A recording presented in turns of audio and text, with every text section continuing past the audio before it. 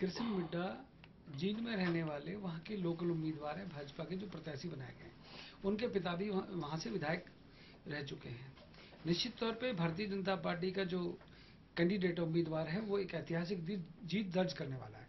हरियाणा में जो 5 नगर निगमों के चुनाव में भाजपा ने जो ऐतिहासिक जीत दर्ज की, उसको देखते हुए आपको लगता नहीं है कि कांग्रेस ने बहुत बड़ा पंगा ले लिया मोल?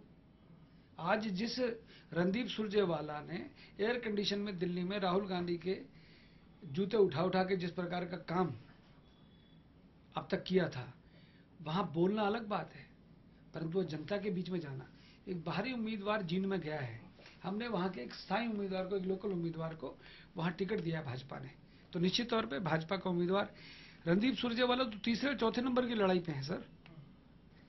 आपको क्या लगता है कि रणदीप को मैदान में उतारा, दिग्विजय को मैदान में उतारा, उससे बीजेपी को कोई फर्क नहीं पड़ेगा?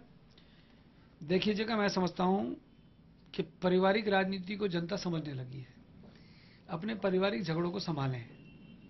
जनता बहुत देख चुकी है, जिनके परिवार के बुजुर्ग आज जेलों की यात्रा कर रहे हैं और जो कुछ जेल में जाने वाले हैं, उनको तो कम से कम राजनीति के मामले में जनता के बीच में जाने से पहले सोचना चाहिए। आज भी उनके अंदर परिवारवाद है। आज भी उम्मीदवार चुनते वक्त भी उन्होंने परिवार की चिंता की है।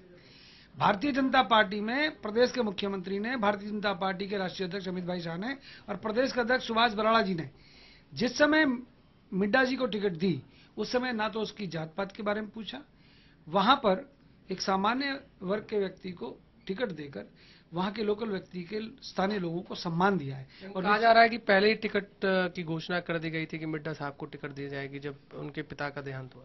भाजपा में एक चुनावी प्रक्रिया होती है। आप लोगों ने तो चुनावी प्रक्रिया को, हरियाणा भवन में जो चुनाव समिति की बैठक हुई उसको आपने कवर किया था, और मुझे ऐसा लगता है कि जो प्रक्रिया के अंदर जो तय निकल कर आया है वो है।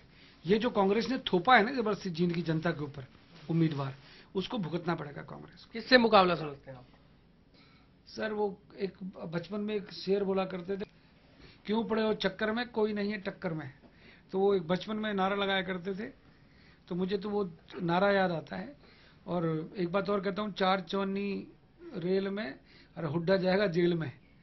तो इनकी तो हालत ये हो गई है, पहले बचपन में नारे लगाते थे। देखिए बिल्कुल, कहीं ना कहीं भाजपा प्रवक्ता सूरजपाल अम्मू पूरी तरह से श्योर दिखाई दे रहे हैं कि जींद का जो उपचुनाव है वो भाजपा पार्टी ही जीतेगी। कैमरामैन जितेंद्र शर्मा के साथ गुलशन ग्रोवर, गुरुग्राम।